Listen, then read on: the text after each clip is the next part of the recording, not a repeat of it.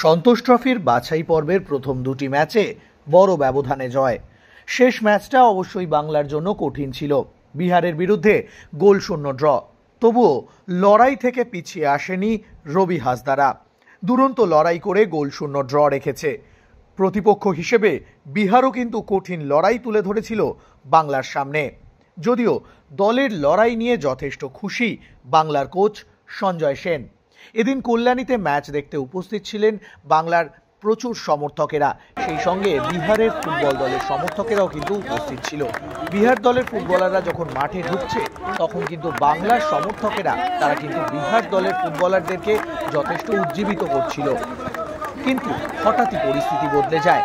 সেই সময় বিহার দলের সমর্থকেরা তারা তাদের দলের ফুটবলারদের জন্য উজ্জীবিত করতে শুরু করে এবং সেই সময় কিন্তু বাংলার সমর্থকেরা তারা কিন্তু বাংলা দলের হয়ে জয়ধ্বনি দিতে শুরু করে।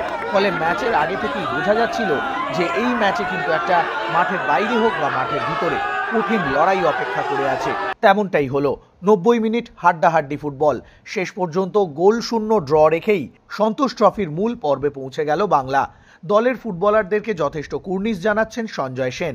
তিনি কিন্তু মনে করছেন এই ম্যাচটা কঠিন হবে আমার ধারণা ছিল এবং সেখান থেকেই আমরা প্রস্তুত ছিলাম। পাশাপাশি পরের রাউন্ডের প্রতিপক্ষ নিয়ে এখনই ভাবতে চাইছেন না, শুধুমাত্র কঠিন প্রস্তুতির কথাই ভাবছেন এবং দল তৈরির কথাই ভাবছেন। কি বলছেন আজকের ম্যাচের পর সঞ্জয় সেন, চলুন শুনে নেওয়া যাক তার মুখ থেকেই।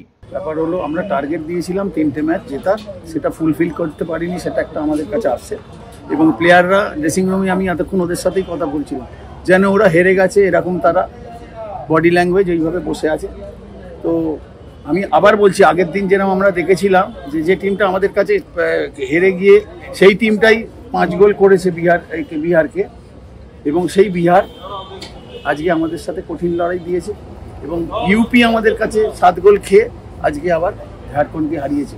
আমি জানি না তোমরা সারা ভারতবর্ষে অন্যান্য গ্রুপের খেলাগুলো কি রেজাল্ট হচ্ছে জানো না। অন্ধ্রপ্রদেশকে তামিলনাড়ু 8 গোল দিয়েছে। তো লোকে যারা ভাবছে বাংলা এখানে 7 গোল দিয়েছে, দুর্বল প্রতিপক্ষ, ফুটবল সম্বন্ধে মানে উইক অপোনেন্ট, এটা নয়। এটা আজকের গ্রুপ বিন্যাসটা প্রমাণ করে দিল ফুটবল ইজ সো টাফ এবং অন্যান্য রাজ্যরা কতটা এগিয়েছে। আমাদের টার্গেট ছিল আমরা 9 পয়েন্ট নিয়ে প্রতিপক্ষ মানে যাব, সেটা আমরা ফুলফিল করতে পারিনি। কিন্তু ছেলেদেরকে হ্যাটস অফ, তারা লড়াই করেছে এবং আমরাও তো কিছুটা ট্যাকটিক্যাল খেলেছি। যে ওরা যখন 5টা ডিফেন্সে একটা ফরওয়ার্ড রেখে, এবং আমি জানি তাদের কি প্লেয়ার, যেটা 7 নম্বর যে 3টে গোল করেছে, তাকে নাবাবে, কোন সময় নাবাবে, আমাদের সব এই প্ল্যানগুলো ছিল যে যদি নাবায় লং বলে যায় কীভাবে করব। এবং আমার যেটা 90 মিনিটের খেলা আমি আবার দেখবো নিশ্চয়ই, সেই রকমভাবে সুযোগ, হ্যাঁ একটা স্ট্রে কয়েকটা পেয়েছিল, কিন্তু সেই রকমভাবে 90 মিনিটে সুযোগ তৈরি করতে পারিনি। আমরা পেনাল্টি মিস করেছি। This is not an excuse, it's a part of football.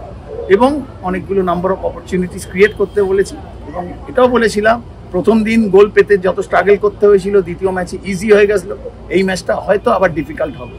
তো সেইভাবে মানসিক প্রস্তুতি ছেলেদের ছিল এবং অ্যাকর্ডিং টু দ্য সিচুয়েশন কীভাবে রিয়াক্ট করতে হবে, দে রিয়াক্টেড নাইসলি, ভেরি ওয়েল। আমরা গ্রুপ বিন্যাস জানি না, কাদের সাথে খেলবো জানি না, আমাদের কবে খেলা জানি না। আমরা শুনেছি 5 তারিখ থেকে টুর্নামেন্ট এবং কবে শেষ হবে জানি না। ভারতবর্ষের ফুটবলটা কিভাবে হয় সেটাও জানি না। শুনেছি সিনথেটিক ট্র্যাকে খেলা হবে এবং 5 থেকে যদি 22 তারিখে গ্রুপ লিগের 12টা টিম খেলবে, গ্রুপ লিগ, তারপর কোয়ার্টার ফাইনাল, সেমিফাইনাল, ফাইনাল। তো এগুলো কি করে হবে সেটা জানি না, যতক্ষণ না আমরা জানছি সেইভাবে না। তবে আমরা 2-3 দিনের মধ্যে আমাদের ট্রেনিং, আমাদের যে প্রস্তুতি দ্বিতীয় মানে নেক্সট পর্বের জন্য, সেটা আমরা যত শীঘ্র সম্ভব শুরু করব। আমরা প্রিপেয়ার হবো একটা 90 মিনিটসের ম্যাচ খেলতে। সে ঝাড়খণ্ড, কর্ণাটকের সাথে, তামিলনাড়ুর সাথে হতে পারে, মণিপুরের সাথে হতে পারে। আজকে রেলওয়েজ কেরালার খেলা এখন চলছে, আমি we don't know the result. তো এই গ্রুপগুলো তো আছে, তো সেগুলো পরবর্তী ব্যাপার আছে। ল্যাকিংসটা প্রেস কনফারেন্সে বলার ব্যাপার না। আমি যেরকম বলছি বাংলার লোকেরা শুনছে, ভারতবর্ষের অন্য লোকেরাও শুনবে। তো সুতরাং ল্যাকিংসটা বলতে পারবো না। পজিটিভটা হলো ছেলেরা দুর্দান্ত লড়াই করেছে, তাদের গোল স্কোরিং এবিলিটি ভালো। আজকে গোল করতে পারেনি, ফুটবলে সবসময় গোল করা যায় না, তাহলে ম্যানচেস্টার সিটি পরপর 4টে ম্যাচ হারতো না। তো এইগুলো part and parcel of the football, but they show tremendous character throughout the 90 minutes. Tripti, দেখো ব্যাপারটা হলো সবসময় তো একটা তো টার্গেট দেওয়া যায়, কিন্তু সবসময় ফুলফিল হয় না। কিন্তু প্রাথমিক লক্ষ্য যেটা গত বছর যে আমরা ব্যর্থ হয়েছিলাম কোয়ালিফাই করতে, সেইখানে আমরা কোয়ালিফাই করেছি, প্রাথমিক পর্বটা আমরা টপকাতে পেরেছি। আমাদের সামনে কঠিন প্রতিপক্ষ আসবে সেটা আমরা সবাই জানি, তোমরা যারা আমাদের এই প্রশ্ন করছো তারাও জানো। তো সুতরাং আমরা কঠিন প্রতিপক্ষের সাথে যখন খেলতে হবে সেটা মানসিকভাবে এবং শারীরিকভাবে আমাদেরকে তৈরি হতে হবে। এই কদিনই মধ্যে আত্মতুষ্টি হলে এই ফুটবলটা তারা এইভাবে খেলতে পারতো না। এটা হয় জানলা দিয়ে, ওইখানে আমরা যেখানে থাকি তখন যারা দেখছে যে আজকে যখন ঝাড়খণ্ড হেরে গেল, ঝাড়খণ্ড যদি আজকে জিতে যেত তাহলে আমাদের ছেলেদের কোনো চাপই থাকতো না, তারা জানতো আমরা অলরেডি কোয়ালিফাই করে গেছি। তো সুতরাং যেখানে একটা টিম মরিয়া, যাদেরকে জিততেই হবে টুর্নামেন্টে থাকতে গেলে এবং আমাদেরকে একটা পয়েন্ট পেতে হবে, তো আমরা তো একটা পয়েন্টের জন্য খেলিনি। We went for 3 points, unfortunately we failed to score, we missed the penalty and number of opportunities.